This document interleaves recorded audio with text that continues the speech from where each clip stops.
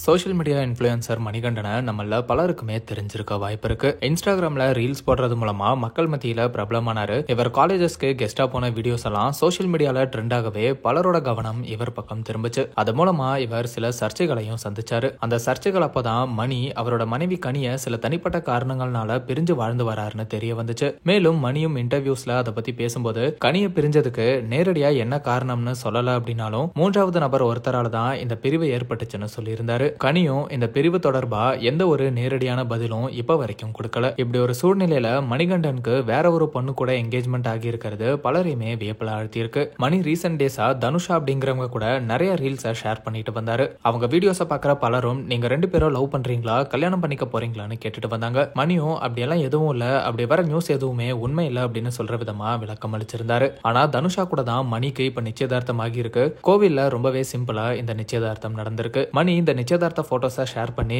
எங்களுக்கு என்கேஜ்மெண்ட் ஆயிடுச்சு, வாழ்த்துன ஒவ்வொருத்தரோட பாதம் தொட்டு நன்றியை சொல்லிக்கிறேன், இனிமேலாவது எங்க வாழ்க்கை நல்லா இருக்கட்டும்னு வேண்டிக்கோங்க அப்படின்னு தனுஷா கூட நடந்த என்கேஜ்மெண்ட்டை பத்தி மணி சொல்லியிருக்காரு. மணியோட தம்பி ராஜுவும் என்கேஜ்மெண்ட் அப்போ எடுக்கப்பட்ட போட்டோவை ஷேர் பண்ணி என்னோட தலைமையில அண்ணன் மற்றும் மணியோட என்கேஜ்மெண்ட் சிறப்பா நடந்து முடிஞ்சது, சீக்கிரமே கல்யாண தேதியா அறிவிப்போம்னு சொல்லியிருக்காரு. இப்ப பலருமே மணி மற்றும் தனுஷாக்கு வாழ்த்துக்களை சொல்லிட்டு வராங்க. மணி ரீசெண்டா தான் கனிக்கும் அவருக்கும் அதிகாரப்பூர்வமா விவாகரத்து ஆயிருச்சு அப்படின்னும் இனிமே நாங்க எங்களோட கடந்த கால வாழ்க்கையை பத்தி எதுவுமே பேச போறது இல்லை அப்படின்னு சொல்லியிருந்தாரு அப்படிங்கிறதும் குறிப்பிடத்தக்கது.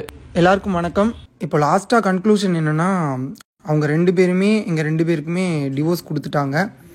ஸோ டிவோர்ஸ் கொடுத்ததுனால இதுக்கப்புறம் அவங்கள பற்றி எந்த விதமாகவும் நான் பேச போகிறதில்ல. அதனால் நீங்களும் இதுக்கு கோஆப்ரேட் பண்ணணும்னு நான் கேட்டுக்கிறேன்.